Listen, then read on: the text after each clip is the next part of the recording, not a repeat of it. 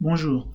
Donc dans ce TD sur les carbocations, nous allons commencer par les additions électrophiles avant de voir les substitutions électrophiles aromatiques qui sont les principales réactions engageant des carbocations. L'autre importante étant la substitution nucléophile d'ordre 1 et l'élimination d'ordre 1 ainsi que les réarrangements. Donc la règle générale est que quand vous formez un carbocation par protonation, c'est-à-dire par addition électrophile sur une double liaison carbone-carbone, carbone-oxygène, carbone-azote, cela conduit à la formation du carbocation, et si vous avez le choix entre deux carbocations, vous formerez le plus stable, parce que cette étape cinétiquement déterminante est endothermique. Et ce carbocation a des propriétés électrophiles ou acides. Mais si c'est acide, c'est que vous faites une bêta-élimination et vous revenez à un alcène. Donc ça revient à de l'isomérisation.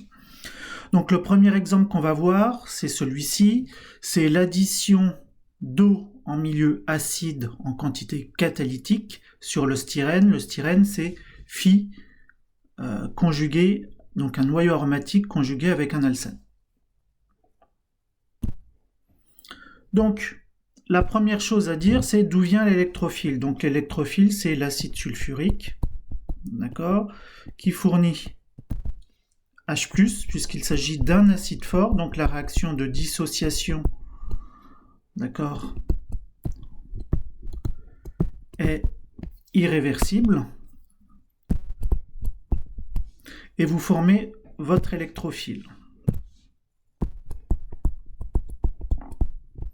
Cet électrophile va ensuite s'additionner sur une double liaison carbone-carbone, laquelle est bien celle de l'alcène, pas celle du noyau aromatique, parce que perdre l'aromaticité est quelque chose de très difficile, donc vous allez aller vers ce qui est le moins difficile à faire dans un premier temps, et donc vous allez additionner votre H+, donc qui est électrophile, sur votre alcène qui possède donc des propriétés nucléophiles. C'est pas un nucléophile fort, mais vous n'avez pas besoin d'un nucléophile très fort, puisque H+, est un électrophile très très puissant. Donc, votre nucléophile attaque votre proton. Ceci est donc la première étape, qui est donc une addition électrophile sur de H+ sur votre nucléophile qui est l'alcène, et c'est l'étape cinétiquement déterminante, donc RDS Rate Determining Step, étape cinétiquement déterminante ou étape cinétiquement déterminante quand vous êtes avec Monsieur Rivard. C'est généralement ces abréviations. Ceci conduit à la formation de deux carbocations, possiblement, d'accord, puisque vous avez un alcène dissymétrique.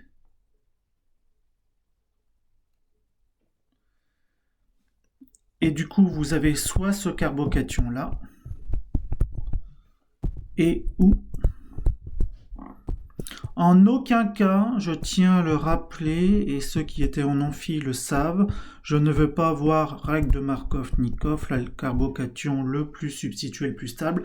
Ceci ne marche que dans les cas où votre alcène n'est substitué que par des groupements alkyles, ce qui est quand même assez limité. Donc vous faites le bilan des forces en présence, donc c'est-à-dire que sur votre carbocation, le premier, vous avez un effet plus I, un effet plus M, sur le deuxième, vous avez un effet plus I, et vous avez également un effet moins I. Donc l'effet moins I, d'accord, comparé à l'hydrogène, vous allez voir dans votre cours, ça vous expliquera pourquoi en fonction de l'hybridation des atomes de carbone. Qu'est-ce qui l'emporte? Excusez-moi, de l'autre côté, c'est un effet plus I. Qu'est-ce qui l'emporte? L'effet plus M. Donc, vous donnez des électrons au carbocation qui en manque, ça le stabilise donc. Donc, celui-ci est donc le plus stable. Il sera donc majoritaire. J'écrirai par la suite la réaction que sur le composé majoritaire. Ce carbocation a des propriétés électrophiles. Il va donc réagir avec un nucléophile qui est l'eau. Attention, en aucun cas vous allez m'écrire que c'est OH- qui réagit. Ça paraît beaucoup plus simple, mais la réalité n'est jamais très simple.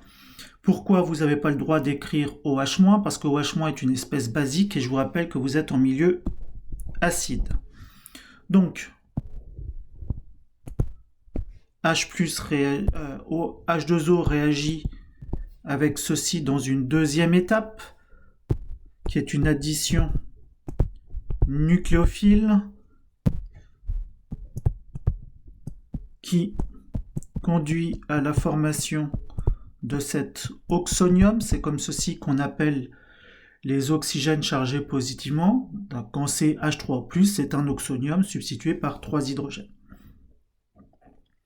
Ce composé est beaucoup plus stable puisqu'il ne possède pas de lacune électronique. Néanmoins, l'oxygène aimerait bien récupérer son doublet non-liant et ceci, c'est la troisième étape qui est une élimination, c'est-à-dire une perte de H+.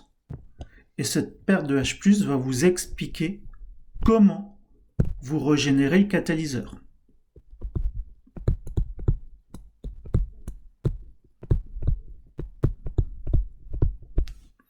Et ceci vous amène à écrire la formation de l'alcool.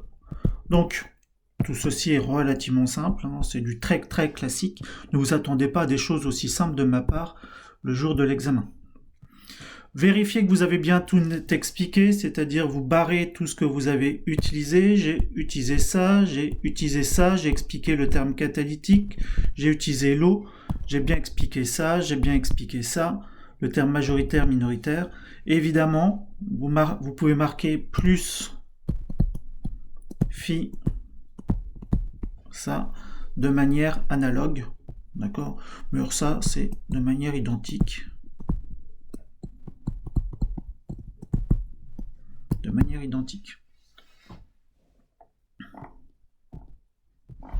Donc voici pour ce premier exo tout simple.